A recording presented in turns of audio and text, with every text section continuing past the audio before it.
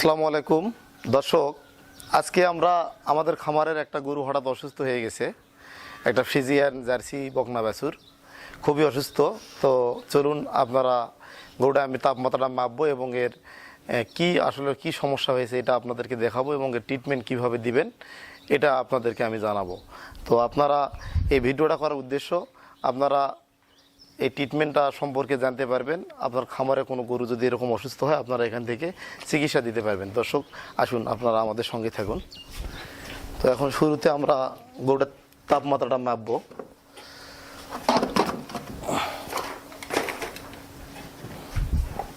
দর্শক শুরুতে আমরা গরুটার তাপমাত্রা মাপবো। গোটা ধর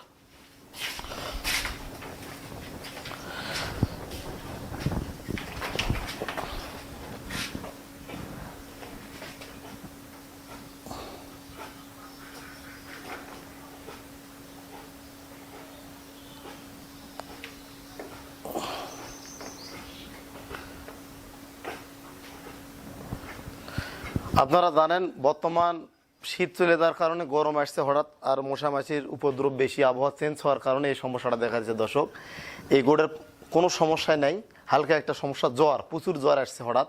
আর দেখেন এই যে খোট মারতেছে গরুটা, দেখেন কাছ থেকে দেখান, এই গরুটা খোট মারতেছে অতিরিক্ত তাপমাত্রার কারণে। তো আমি যেটা দেখলাম 106 ডিগ্রি তাপমাত্রা উঠে গেছে গরুটা অটোমেটিকলি, ভয়ের কোনো কারণ নাই। তো এরকম যদি আপনাদের খামারে কোনো গরু এরকম সমস্যা দেখা দেয়, জ্বর হয় বা এরকম খোট মারে, অর্থাৎ এরকম ঘন ঘন নিঃশ্বাস নিবে এবং খোট মারবে এবং শরীরটা গরম হবে, কানটাও গরম হবে, তো এই গরুটা আমরা এটা জ্বর, ভয়ের কোনো কারণে আমরা ট্রিটমেন্ট দিলে ইনশাল্লাহ বিকেলের মধ্যেই ইনশাল্লাহ স্বাভাবিক হয়ে যাবে। দর্শক তো আপনাদেরকে আমি এই গরুটা যে জ্বর আমি কি ট্রিটমেন্ট দেবো এটা আপনাদেরকে দেখাবো, আপনারা সরাসরি দেখুন।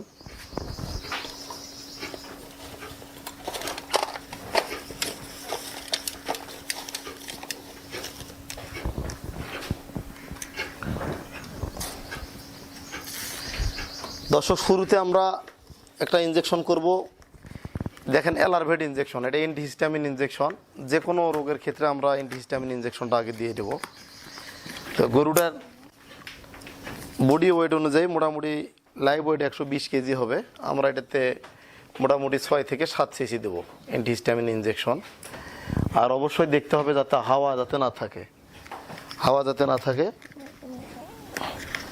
জ্বরের কারণে পেটটা খোট মারতেছে গরুটা, মানে আরাম পাচ্ছে না। গোটা ধর,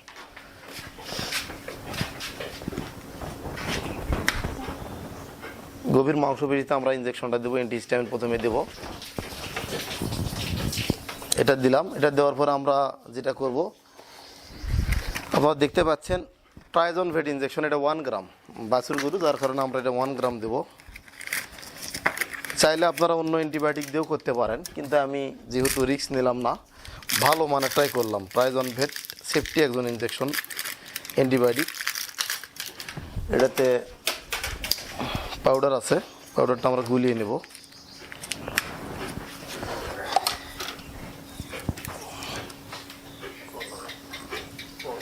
আর যাক সমস্যা নেই।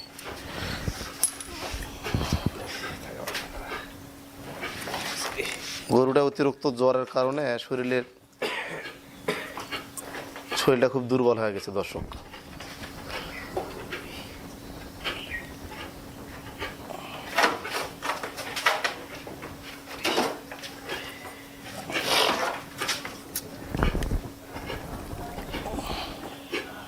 ভিতরে থাক,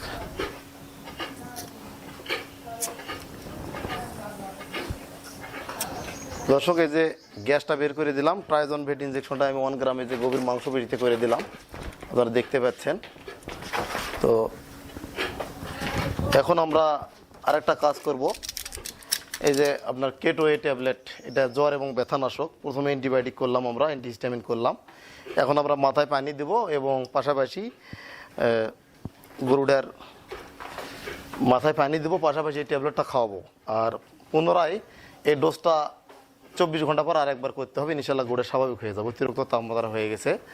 তো আজকে এই পর্যন্তই।